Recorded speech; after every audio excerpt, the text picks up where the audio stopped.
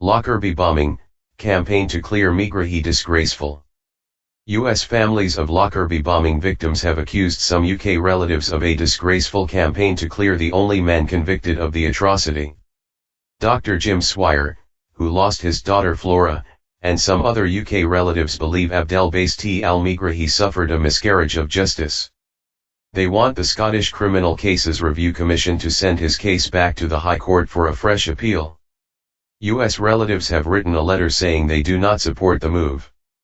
The Libyan agent was jailed in 2001 for murdering the 270 people who died when Pan Am Flight 103 exploded over southern Scotland on December 21, 1988.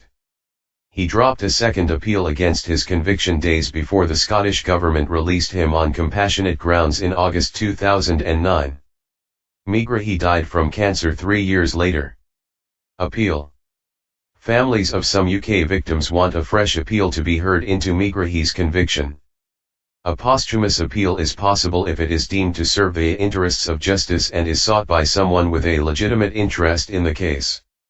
Dr. Swire's application was made jointly with members of Megrahi's family, including someone named as the executor of his estate. The Megrahi family would be expected to qualify to request an appeal. The SCCRC was proceeding on that basis but became convinced that the application was only actively supported by victims' families. Never before has a murder conviction been appealed in these circumstances.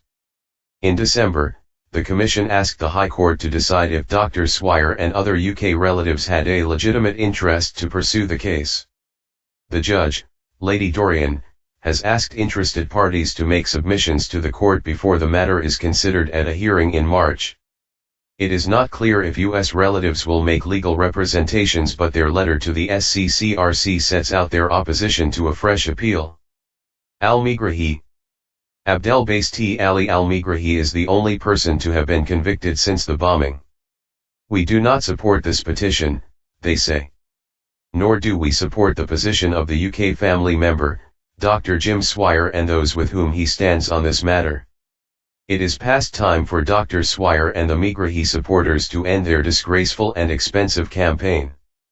The letter is signed by the chairman of victims of Pan Am Flight 103, Mary K. Stratus, whose husband Elia died in the bombing. Dr. Swire has long believed that Megrahi was wrongfully convicted of the bombing and that Libya was not behind the plot.